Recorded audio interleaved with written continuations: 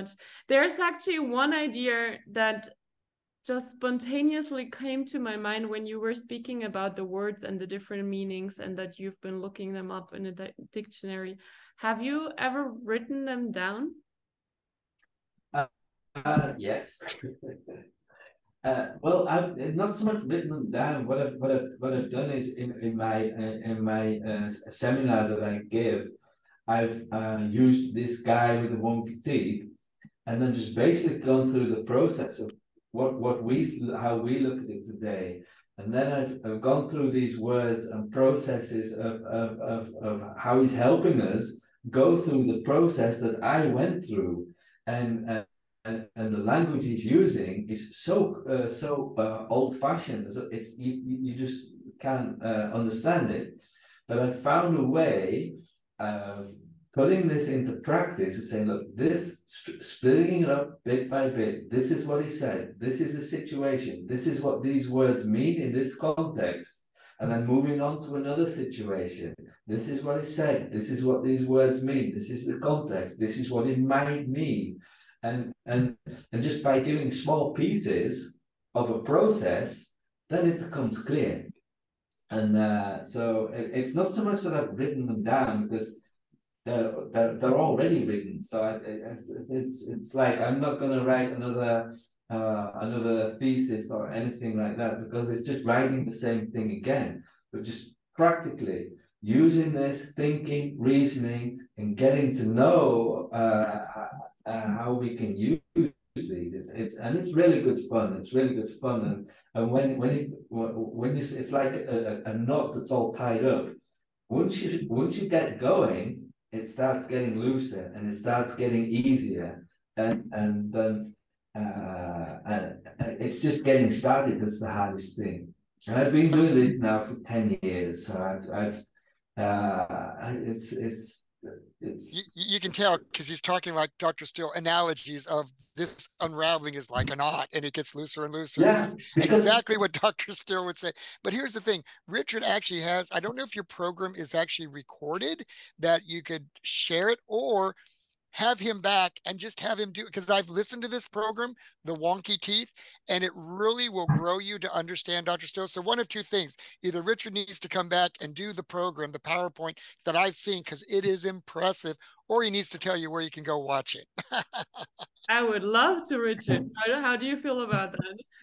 I would love to do the introduction presentation. I really would, but I really would love to do the full seminar as well, because it's just like the presentation is good, but it's the bits. You know, it's and when you go through the full process, it's really enjoyable. It's hard work.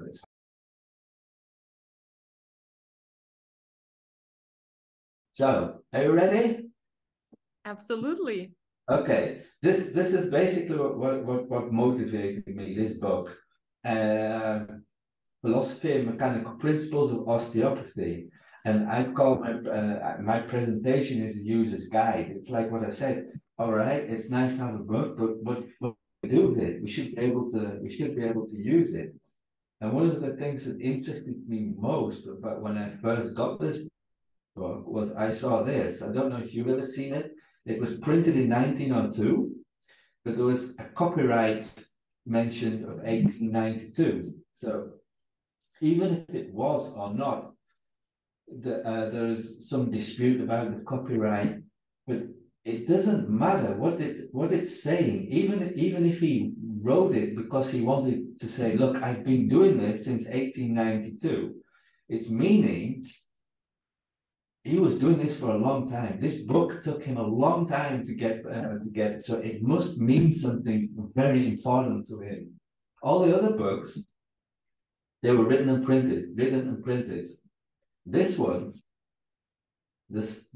he kept this back. It took him 10 years to get it printed.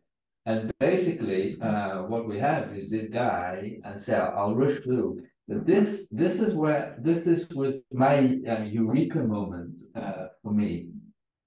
This young guy his mother was a dental assistant, and she said to me, "Can you do something with my child? His teeth. He will have sort of have to have extensive orthodontic treatment to sort this out."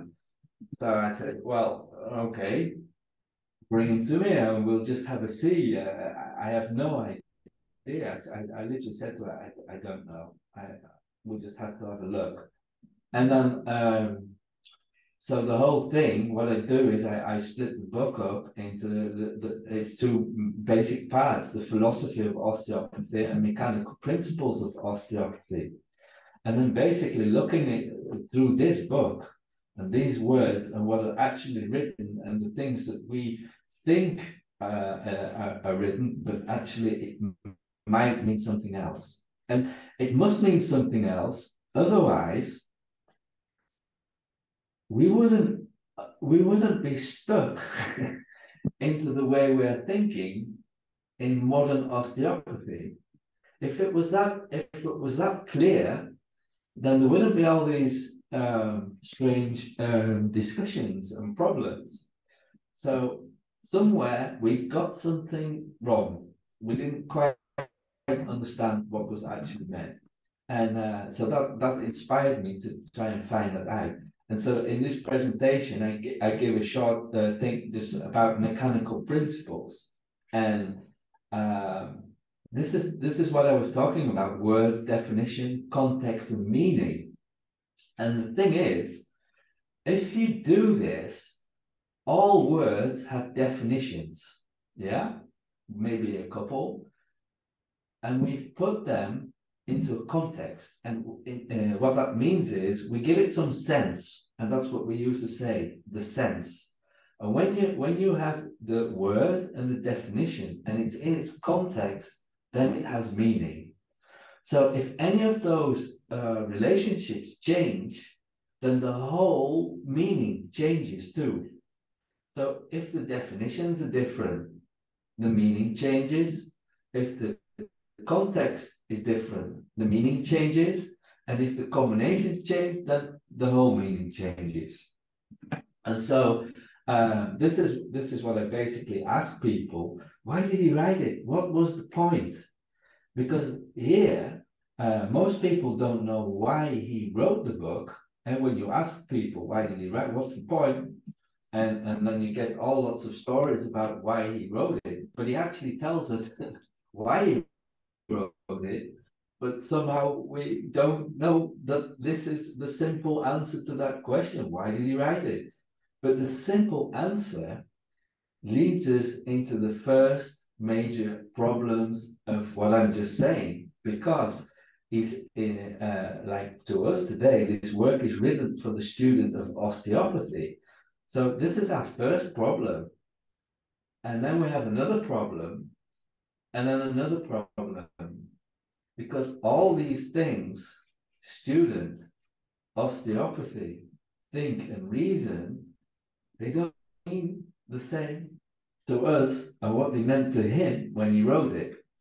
And then we'd have another problem, cause, and all these words, simple words, are all in sending us down the wrong path. Because this is student. I mean, we've been students. We know what a student is. And to us, again, when you look at the modern day definitions of the word student, this is what we have. We have the things that we know: somebody studying at university. So that's what we understand. Or somebody studying to enter a profession. Now, that's what we've all done, but so you could study to become a car mechanic, you could study to become a university professor, you can study these, again, the same thing, Google, the whole database of Google, and these are the only definitions that Google comes up with. But in Still's day, student was something different, because we see when we have the same word, student, but we have different definitions, because In Still's day, student was called simply a person engaged in a study, a man devoted to books, or one who studies or examines. And then what they do is they give us the context. So this is the context. One who is devoted to learning, a student of sociology. And then we have other things like what it then means. So you see, one single word, student, different definitions, different context, means something totally different. And this is right at the very beginning of the whole point of the book. And so now you can see how simple words can mean something different. It's interesting. It's super interesting. I'm amazed by your work here. And because it goes even further, when we look at what we call student at university, to him, a student at university was a scholar, a student. So if he talks about a scholar, he's talking about the student at university. And if he's talking about a student, we're thinking, oh, this book, it's for students. Why would we want, we're fully qualified osteopaths with many years of experience. Why would we read a book written for students? So simple things like this. And so you see, if you want to read this book, you have to get an understanding of this language. And why 1828? The answer is very simple. Look at the date. It's the same year that Still was born, I think, 1828. Yeah. So if you look at the education system in that time,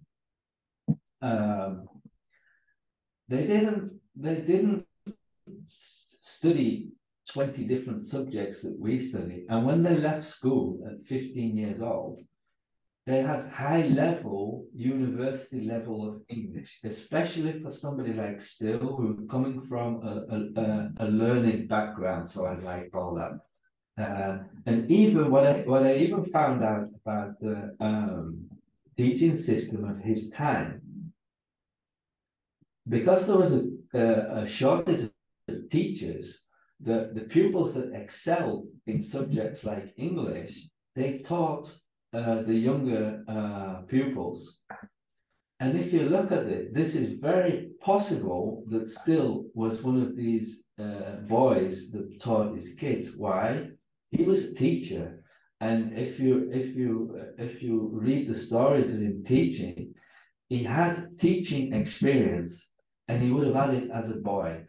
Now, I don't know if that's true, but when you're talking about context, and you look at his level of language, and you look at what he's doing, I would put all my money on guessing that when he was 15 years old, he was teaching the younger kids at school English.